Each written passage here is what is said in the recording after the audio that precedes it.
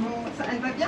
Ça va, j'ai une question. Typique, c'est une cathédrale de béton où on est un peu dans un monde en suspension, pour autant qu'il reste connecté à la nature, puisque dès qu'on sort, on voit justement la géographie locale, on entend les oiseaux, on entend le cours d'eau du Bonan, donc on est quand même planté, si je puis dire, en plein dans la nature.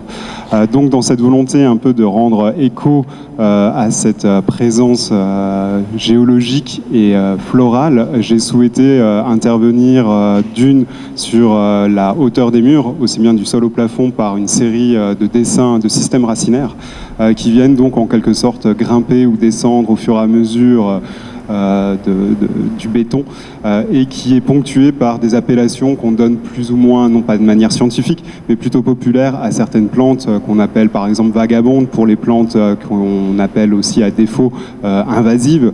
On appelle aussi certaines plantes ornementales ou voyageuses de manière un peu plus poétique. Donc il y avait cette volonté de montrer des systèmes racinaires qui eux sont scientifiques à côté d'appellations qui sont beaucoup plus vernaculaires et communes.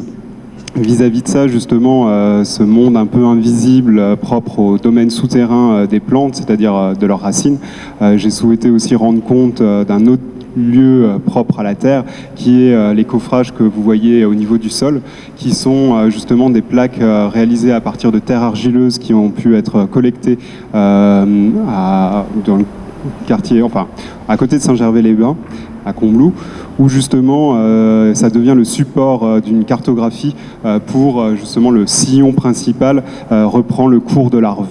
Puisque justement le Bonan se jette dans l'Arve, l'Arve se jette ensuite dans le Rhône. J'ai une proximité avec ce point de jonction entre le Rhône et l'Arve, puisque mon atelier se trouve juste à côté.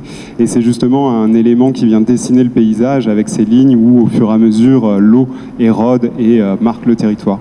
Donc cette volonté a été de rejouer de manière naturelle sur des plaques d'argile le dessin de ce cours d'eau et de laisser les craquelures et fissures qui apparaissent au fur et à mesure du temps nourrir ou compléter ce dessin qui est juste, mais ici qui est redessiné ou réapproprié par des brisures ou séchages naturels. Un dernier registre qui est celui justement des plantes à nouveau, qui est ces trois pans de tissu teintés totalement naturellement avec aucune fixation chimique et qui montre aussi les utilisations que ces plantes ont.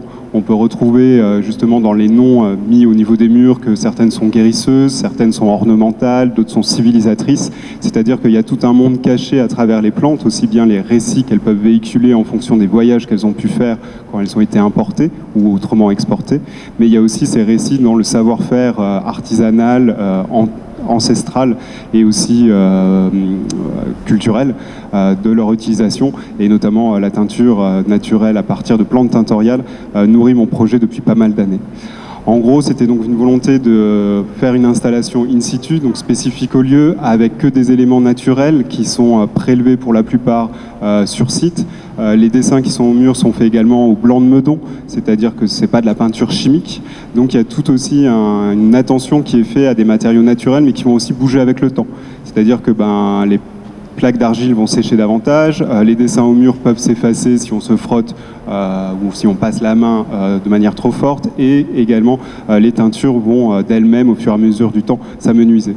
C'était la volonté de respecter un lieu qui lui bien en place, mais de laisser justement, une fois mon intervention faite, la place aux autres interventions, puisque voilà, c'est la 10e édition et je pense qu'il y en aura encore plein d'autres, et en tout cas c'est ce que je souhaite. Je termine ici cette brève présentation. Sachez que c'est vraiment avec plaisir que je peux discuter avec vous de manière plus informelle et je vous remercie encore de votre présence ce soir.